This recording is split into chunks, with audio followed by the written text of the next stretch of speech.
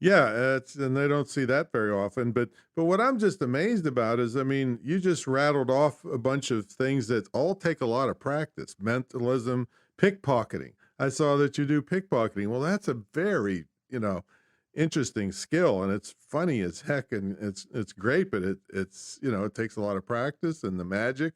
So how do you, how much do you practice? You know, I would practice in places that felt safe. I would practice in a lot of restaurants because restaurant magic, they pay you a set fee. There wasn't a lot of pressure. They're not paying you like the hundreds, if not thousands of dollars that you get paid at a corporate event. Right. So restaurants is a great place. Once you get to a good enough level, you just want to get out there and do it.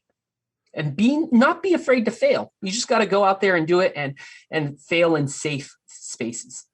Yeah, and you could probably get away with murder in a restaurant environment, I imagine.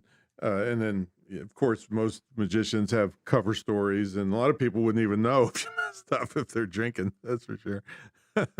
Yeah, I've stolen over 5,000 watches and given them all back. Yeah, yeah. I set days where I would compete against myself and say, I want to pickpocket at least 10 people. Like if you're at an event and there's 1,000 people there, to pickpocket 10 people, it's not hard because, like you're at these big Google parties and you just taking things and flashing it. And I would just be only pickpocketing throughout the entire performance. I would do enough tricks to pick their pocket. Once I was done picking their pockets, I'd leave because I just needed to do it so often because of the volume. You need to do something a lot to get good at it. Yeah, yeah. And then imagine if you're doing a billionaires party, the watch might be $50,000 that's in your hand. 250,000 250,000, right?